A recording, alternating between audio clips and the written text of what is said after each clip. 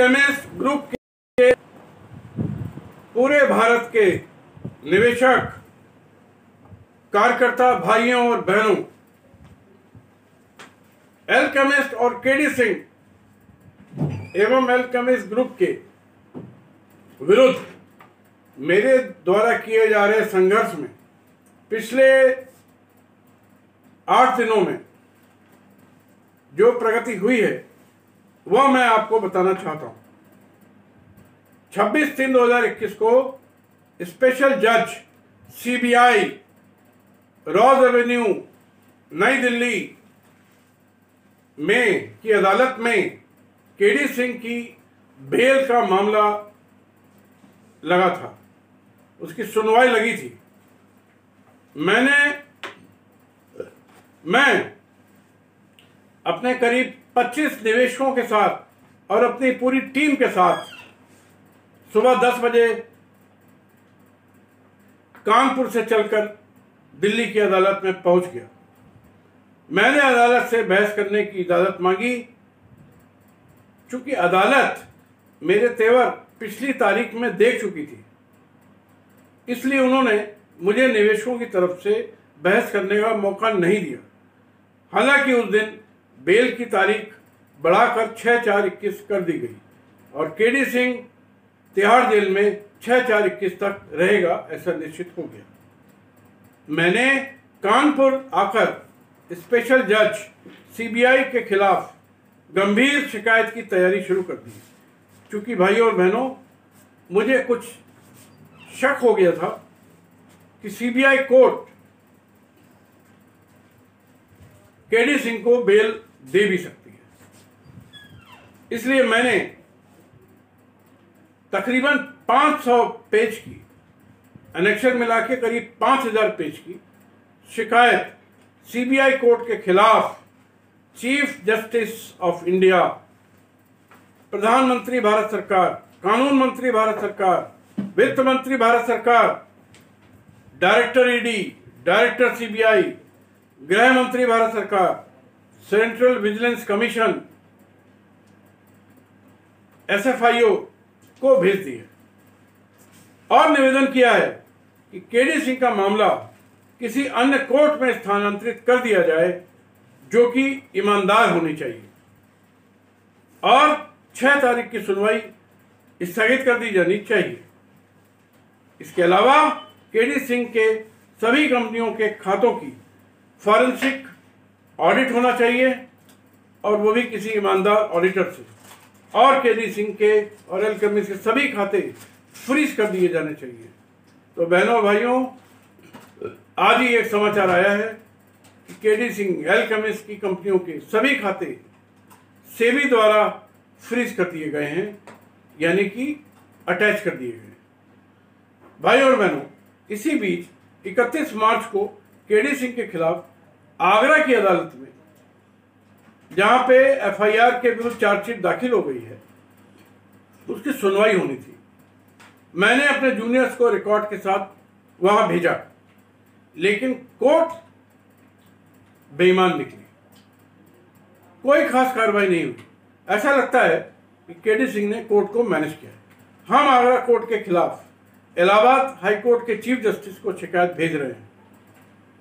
मेरा एक ही उद्देश्य है कि हिंदुस्तान की सभी अदालतों में जहां केडी सिंह और उसके पूरे गैंग के खिलाफ एफआईआर हो रही है, वहां पर की अदालतों से आजीवन कारावास की सजा का आदेश प्राप्त करूं और हो सके तो निवेशकों द्वारा की गई और एजेंटों द्वारा की गई आत्महत्या या असामयिक मृत्यु के आधार पर केडी सिंह को फांसी की सजा दिलवाऊं। 1 अप्रैल 2021 को केडी सिंह ने कानपुर की जिला जज की अदालत में प्रोडक्शन वारंट के विरुद्ध रिवीजन दायर किया करके तारीख लगवा दी। हम अपनी टीम के साथ वहां पर भी गए और बहस करी। परसों फैसला आ जाएगा और उम्मीद है कि केडी सिंह का रिवीजन खारिज हो जाएगा। अब अगर केडी सिंह किसी भी हालत में तिहाड़ जेल से छूटता है तो वह कानपुर की पुलिस के द्वारा हिरासत में ले लिया जाएगा और जेल भेज दिया जाएगा। इसीलिए प्रोडक्शन वारंट भेजा गया है। भाइयों और बहनों, मैं लगातार एक मिनट भी गवाए पिछले 2.5 वर्षों से केडी सिंह के खिलाफ जंग लड़ रहा हूं और जल्द ही सफल भी हो जाऊंगा। ऐसा नहीं है कि मुझे 2.5 वर्षों में कुछ उपलब्धि नहीं हुई।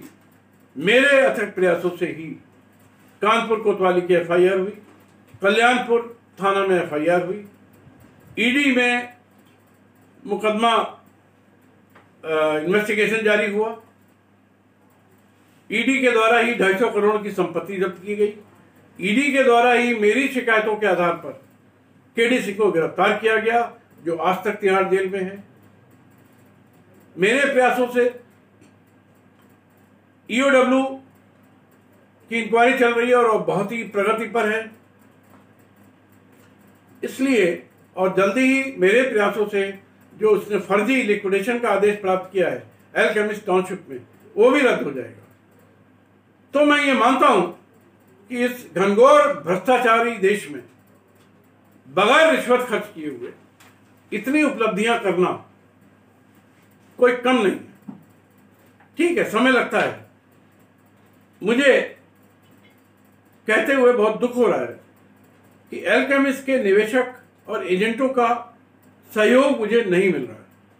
मुझे सुप्रीम कोर्ट में याचिकाएं दायर करनी है, याचिका तैयार कर चुका हूं। सुप्रीम कोर्ट के 4 वरिष्ठ वकीलों को नियुक्त कर चुका हूं। सब मिलाकर उनकी फीस 20 से 25 लाख रुपए है, जो मेरे पास नहीं है। इसी बीच एक एजेंट श्री तापस बाकुली ने कलकत्ता से मुझे फोन करके कहा कि वहां एजेंट की 3 एसोसिएशन है जो मिलाकर 6 लाख देने को तैयार है।